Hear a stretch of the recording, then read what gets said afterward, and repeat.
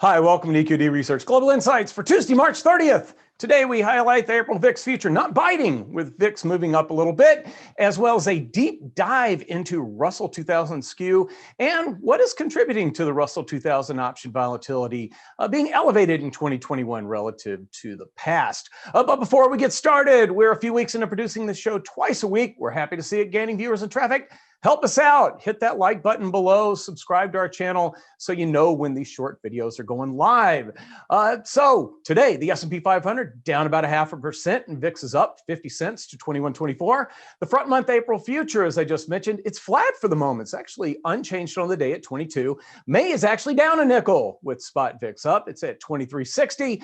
The lack of April premium, pretty interesting. Maybe an indication that traders are expecting any rise in VIX to be short-lived, at least over the short term. One would never know. A pseudo hedge fund recently liquidated, looking at what's going on volatility-wise. But do keep in mind that tomorrow is the end of the month and the end of the quarter, and that is a date that most hedge funds allow for redemptions.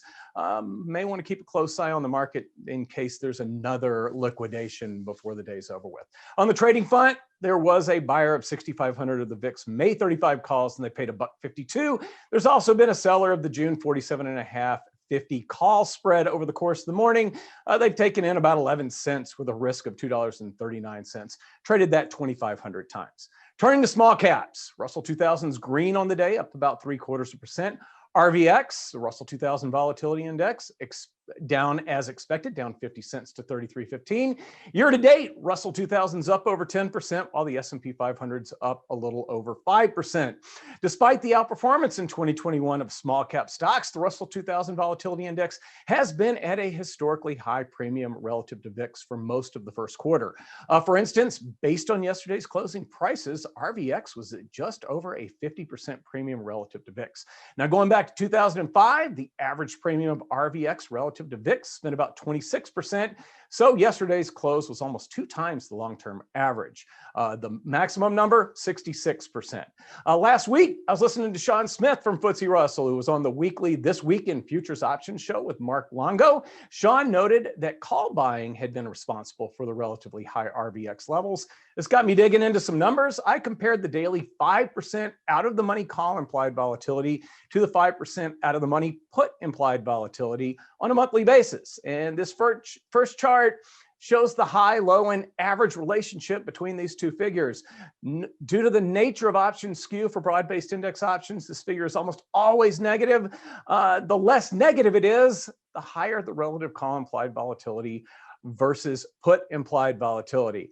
This figure has remained pretty elevated since the market started to react to COVID last year.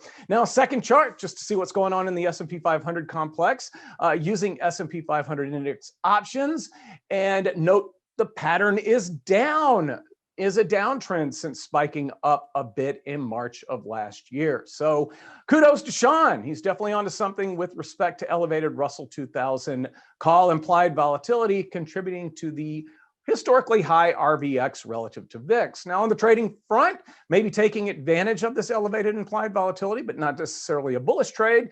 Somebody came in today using the Thursday, April 1st options. They sold 500 of the April 1st 2305 calls for 67 cents, but the same number of the Thursday, April 1st, 2335 calls for 32 cents, netting a credit of 35 cents and profiting as long as the Russell 2000 does not rally over 5% by the end of the holiday shortened week.